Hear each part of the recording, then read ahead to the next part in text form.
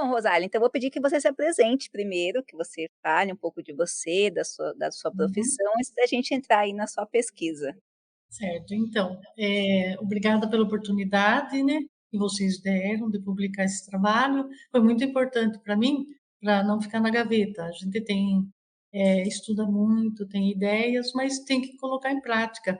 Conheço muita gente que faz trabalhos interessantes, mas acaba ficando no papel. Sim, Meu nome é Rosália, eu sou farmacêutica bioquímica e me interessei muito pelo estudo do ser humano por completo. Aí eu fui juntando uma coisinha aqui, uma coisinha ali e cheguei até a estrutura do nosso DNA. E eu achei interessante, a gente conhecia só 10% do nosso DNA, é muito pouco. sim, Então, ele abriu um espaço para que eu fosse cavucando um pouquinho mais. E aí você tem uma experiência aqui, uma ali, você vai juntando tudo e vai norteando o caminho, e ele me levou até esse trabalho. sim. Então agora fale um pouquinho do seu trabalho, que é um trabalho que inovador. A gente está vendo a ciência agora inovando bastante, né, trazendo tecnologias, pensamentos Isso, novos. Eu isso. Eu vi que já tem uma corrente de que se dedica, né, fora do Brasil a pesquisar, mas bem fora mesmo, porque parece que ainda é um tabu para muita gente. Fale um pouquinho para o pessoal que vai ver a gente depois, especialmente, como que pode um assunto de DNA gerar tanto tabu? Então, vamos lá. A minha curiosidade começou quando eu era bem pequena. E me bateu assim, de repente, uma tristeza, e eu fui, sentei no portão de casa e sentia que eu estava sentindo alguma coisa diferente.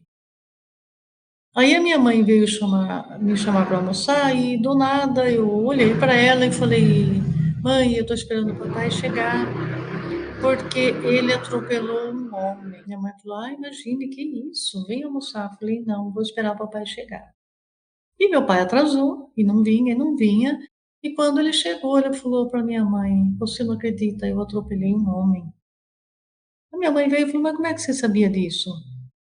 Eu falei: Eu não sei. Apenas veio na minha mente que ele tinha atropelado uma pessoa. Mas deu tudo certo, foi assim, não foi uma batida forte, machucou a Sim, perna, enfim, o final foi feliz. Mas, já de pequena, eu falei: que coisa estranha. Mas estranha, como é que eu não sabia isso? E esse episódio foi repetindo mais vezes e foi aguçando a minha curiosidade, e não só comigo. Eu vi outras pessoas falarem assim: Nossa, olha, eu sonhei com tal coisa e aconteceu. Uma amiga minha sonhou, ficou nervosa, falou: Olha, eu sonhei que tinha tido um acidente horrível e tinha morrido uma conhecida minha. E no outro dia ela ficou sabendo que o acidente aconteceu e a pessoa tinha falecido mesmo. Eu falei: Gente, não é possível. Como isso chega até nós? Aí eu entrei para a faculdade, comecei a estudar o campo da farmácia, dos neurotransmissores, das doenças e fui juntando tudo. E eu sempre tive uma admiração muito grande pelo Dr. Alberto Einstein, acompanhava assim os trabalhos dele com o meu pouco conhecimento Uhum. e o tamanho da grandiosidade da experiência dele. E o último trabalho que ele estava desenvolvendo quando ele faleceu era sobre o espaço e o tempo. Sim, Então, hoje a gente tem um acontecimento, mas esse acontecimento ele acaba propagando ondas nos dois sentidos, passado e presente.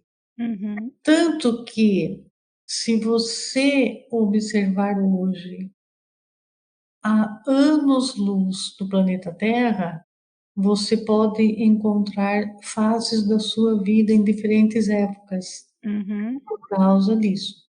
Eu fui juntando tudo isso daí. Eu fazia anotações no caderno, e fui juntando toda essa ideia e começou assim surgir no meu entendimento que tudo isso estava interligado. Sim, Aí eu falei, mas como? Como pode chegar até mim uma ideia de uma coisa que ainda não aconteceu? Só pode ser por esse espectro de ondas que o Dr. Alberto Einstein estava estudando. uhum, Eu falei, mas como eu vou absorver isso daí? E eu tinha estudado na época uma parte de neurologia na faculdade e eu vi que existiam movimentos vibratórios que levavam os nossos neurônios a, a desenvolver propriedades fisiológicas do nosso organismo. Então, uhum. se eu preciso sintetizar um hormônio, chegam vibrações nos meus neurônios e vão até aquela glândula e aquela glândula fabrica aquele hormônio que precisa. Aí eu falei, bom, vamos lá. Segundo passo, a gente entendeu isso daí. O que acontece?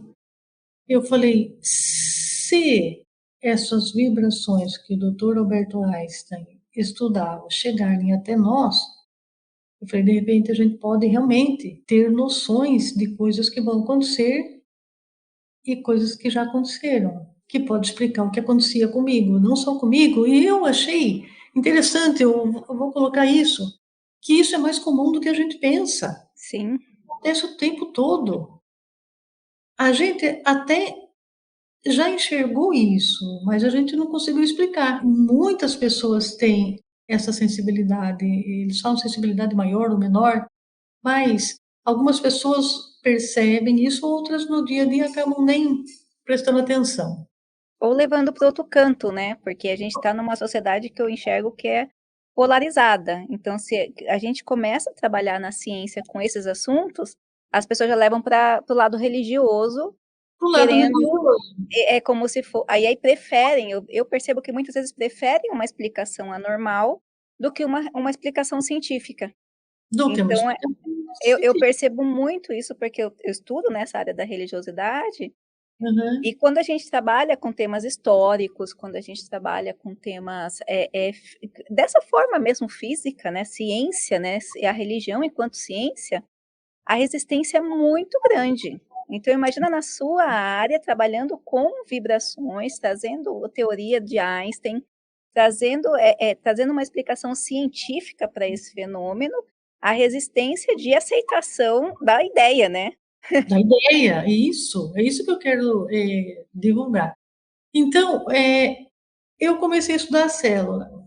Então, toda vibração que chega nessa célula, fisiologicamente falando, Uhum, são coisas que acontecem naturalmente no nosso organismo, dos sim, animais também.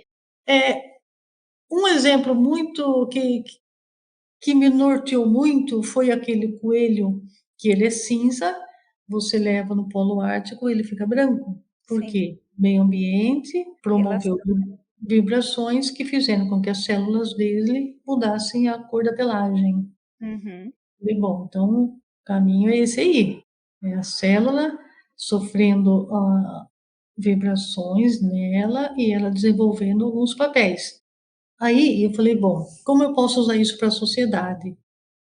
Eu falei, se a intensidade dessas vibrações forem não fisiológicas, maiores do que fisiologicamente ela seria necessária, essa célula vai responder da mesma forma. É a lei de Newton. A toda força de ação corresponde uma força de reação em sentido contrário. Eu falei, o que a sim, célula vai fazer? Ela vai tentar responder de alguma forma essa intensidade. Então, o que ela vai fazer? Ela vai fazer com que essa vibração leve o DNA a sintetizar uma proteína na tentativa de responder aquilo, aquela uhum. vibração que a célula recebeu. Aí eu fui aumentando o meu campo de visão. Eu falei, olha só que interessante. Sempre que acontece uma tragédia numa família, alguém desenvolve um câncer, alguém desenvolve um tumor. Uhum. Por quê? Porque essa intensidade foi tão grande essa agressão, essa vibração foi tão intensa que levou aquela célula a uma desorganização tão grande e aquela proteína produzida que não é fisiológica, não tem função definida, foi se acumulando, levando aquela célula a se dividir e ela acabou gerando um tumor. Uhum.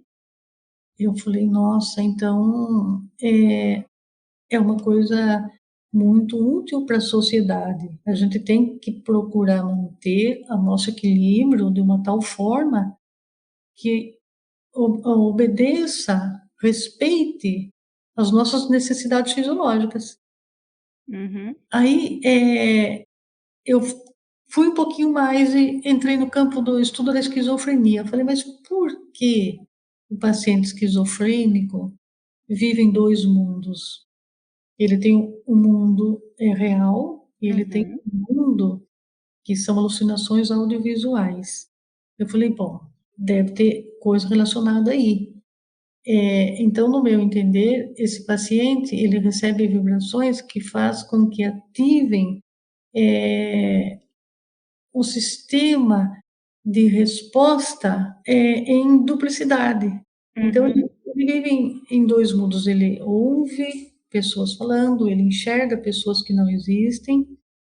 Por quê? Porque essas vibrações retornam pelos neurônios, ativando o sistema auditivo e o sistema óptico. Então, ele ouve e vê pessoas que não estão ali. Tem alucinações audiovisuais. Eu falei assim, nossa, então é um campo muito grande mesmo. Aí eu já comecei a achar outras doenças, gravidez psicológica.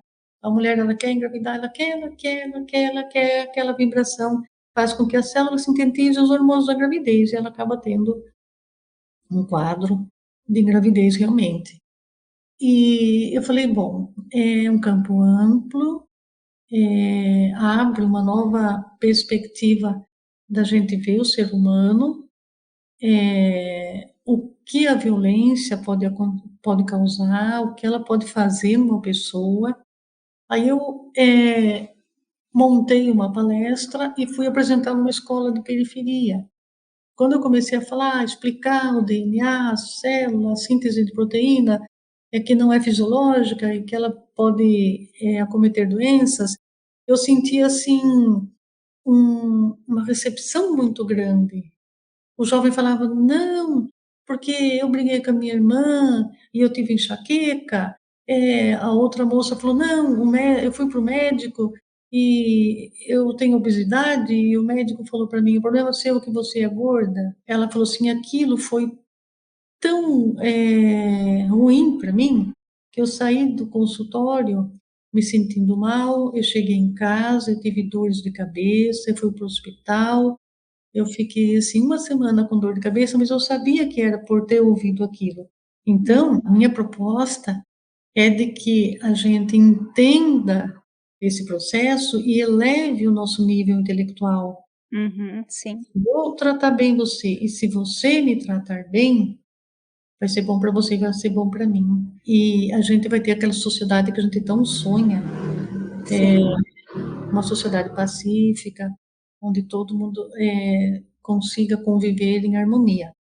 Sim. E eu fui mais longe. Eu fui pensando, pensando, eu falei, bom, tratar bem o próximo faz bem para mim e faz para ele. Eu falei, mas isso Jesus falava. E aí, como é que ele podia saber isso há muitos anos atrás?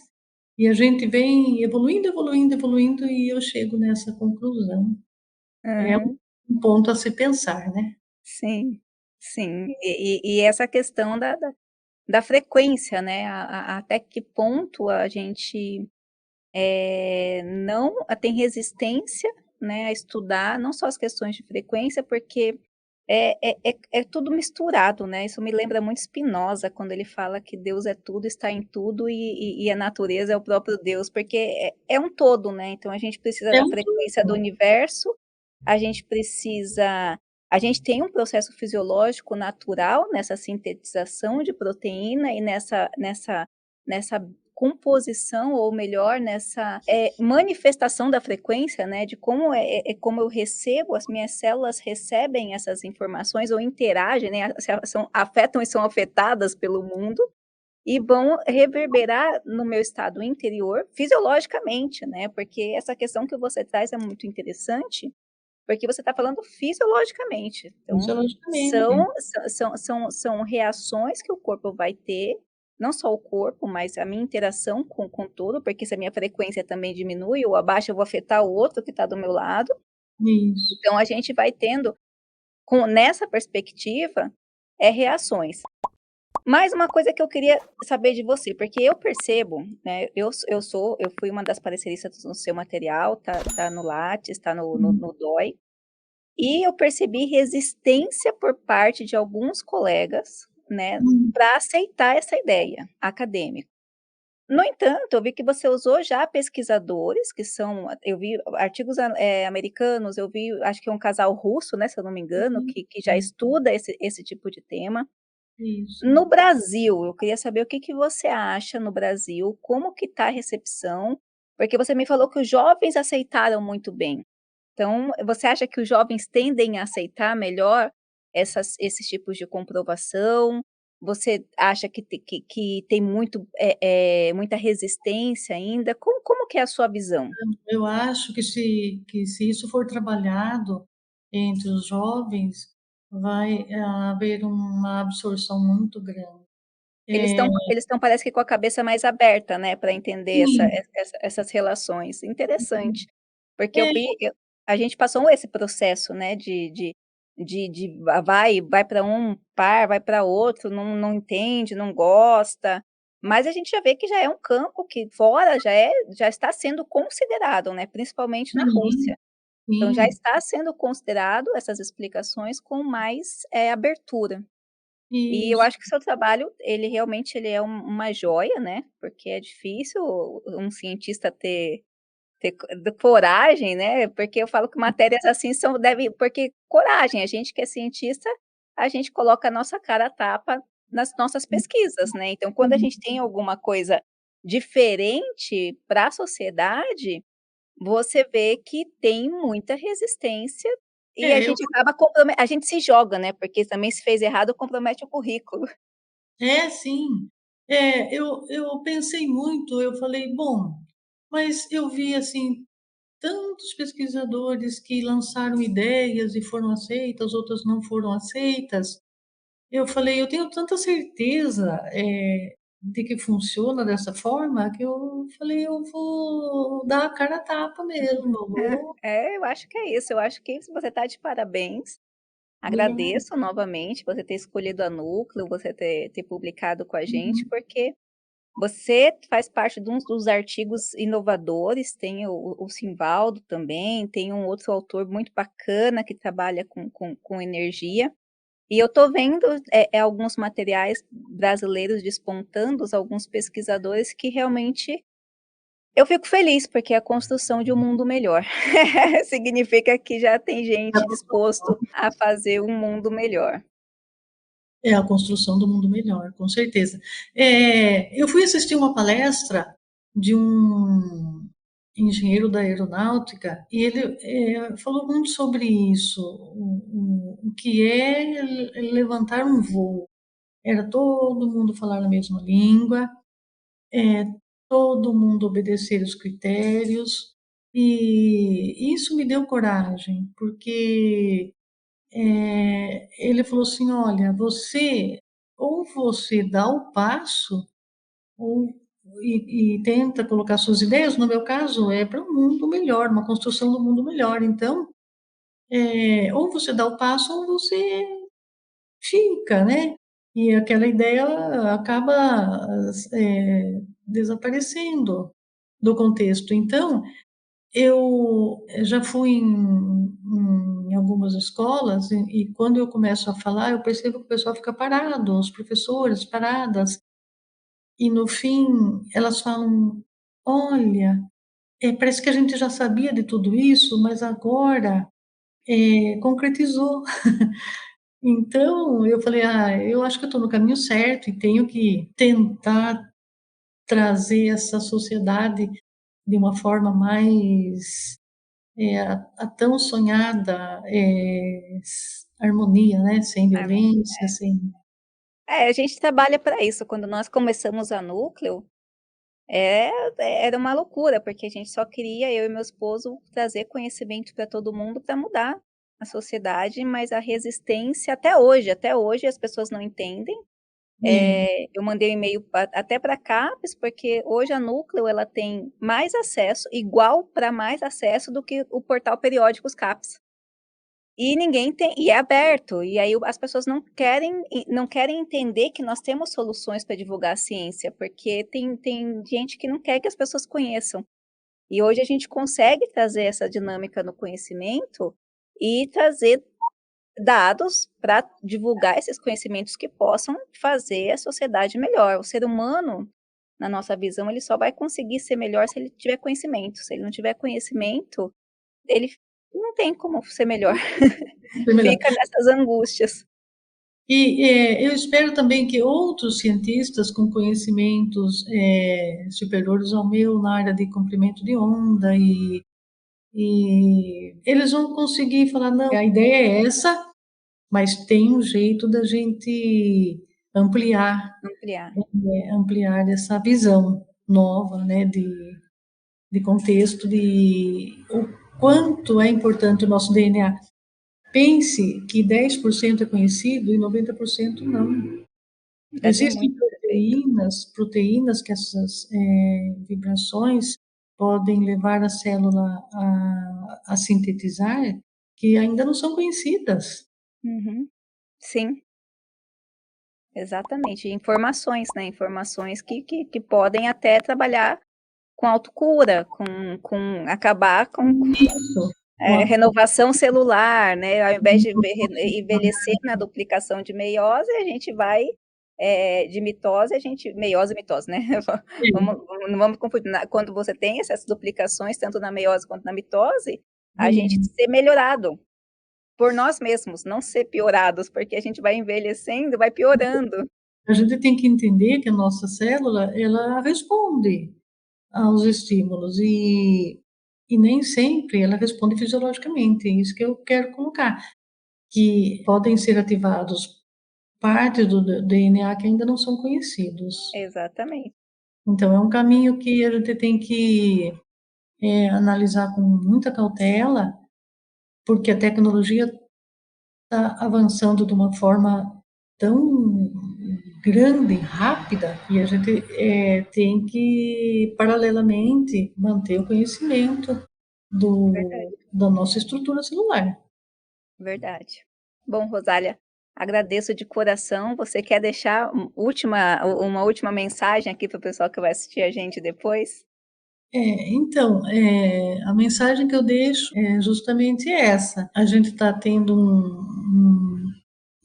uma coisa maciça de tecnologia, mas a gente não pode esquecer da nossa estrutura fisiológica, do ser humano no total, e a gente tentar fazer aí um paralelo para que tudo dê certo. E usar a tecnologia, eu acho, para o nosso melhor, né? Não usar de forma Uhum. errada.